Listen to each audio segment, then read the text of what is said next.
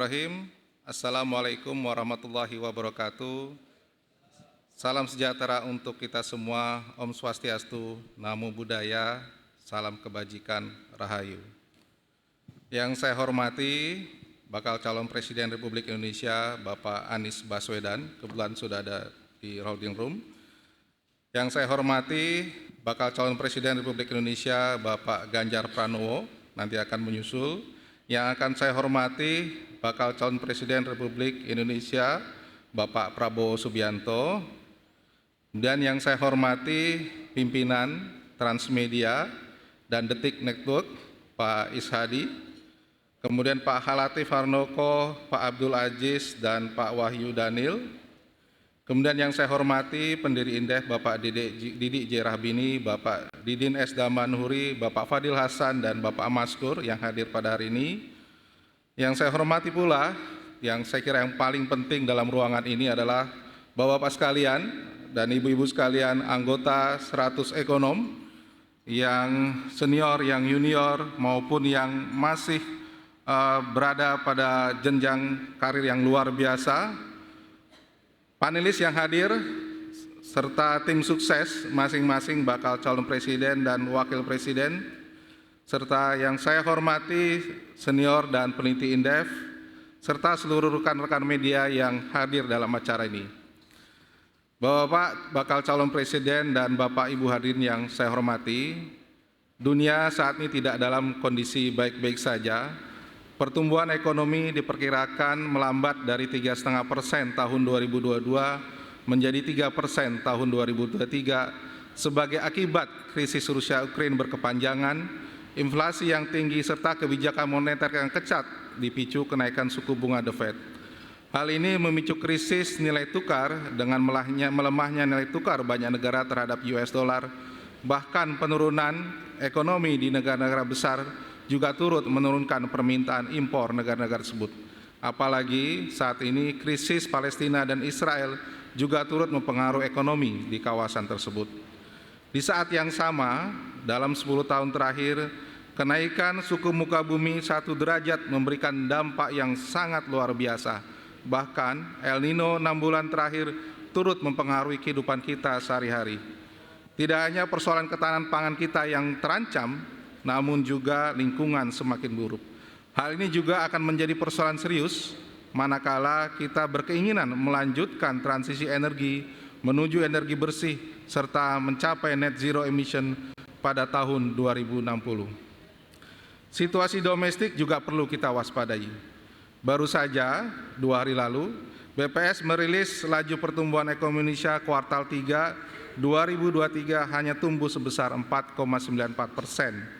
Lebih rendah dibandingkan kuartal 3 tahun lalu 2022 yang sebesar 5,73%. Ini merupakan signal dan tantangan bahwa dibutuhkan beragam terobosan agar ekonomi kita mengalami perbaikan.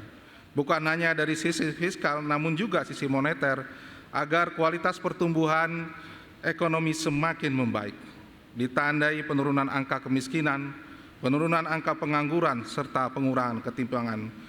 Bahkan tidak lupa peningkatan kesejahteraan petani, nelayan, maupun kualitas sumber daya manusia Indonesia.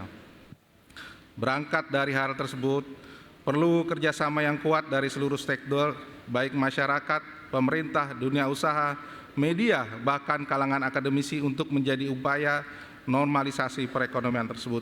Perlu aksi-aksi nyata dalam proses perbaikan dengan melihat tantangan dan peluang yang terjadi. Apalagi saat ini merupakan momentum yang luar biasa. Selamat datang Pak Anies, selamat pagi Pak. Mohon izin, ya.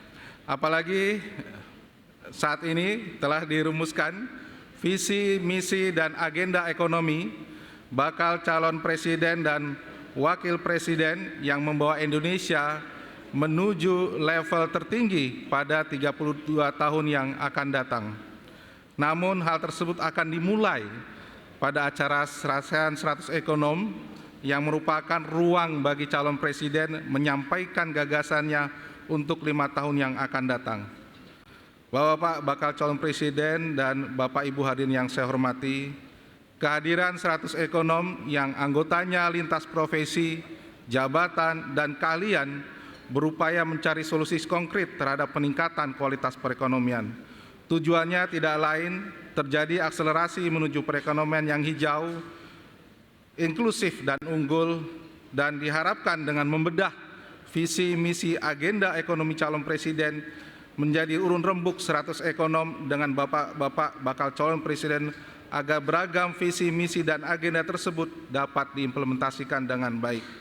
Bagi para pelaku pasar, tentu saja akan menjadi acuan apakah menarik minat investor atau sebaliknya.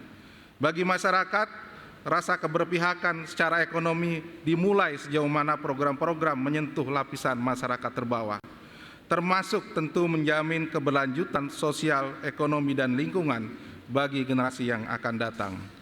Bapak-bapak bakal calon presiden dan Bapak Ibu hadirin yang saya hormati, demikianlah sambutan yang kami sampaikan. Harapan kami serangkaian 100 ekonomi ini dapat menghasilkan gambaran garis besar mau dibawa kemana ekonomi kita selama 5 tahun ke depan.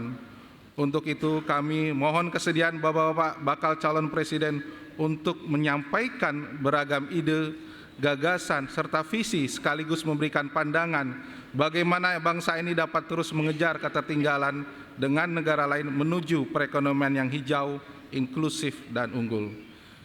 Terakhir, kami juga mengucapkan terima kasih atas kehadiran Bapak-bapak bakal calon presiden Republik Indonesia beserta tim sukses, anggota 100 Ekonomi Indonesia dan keluarga besar Indef, panelis, undangan, serta teman-teman media.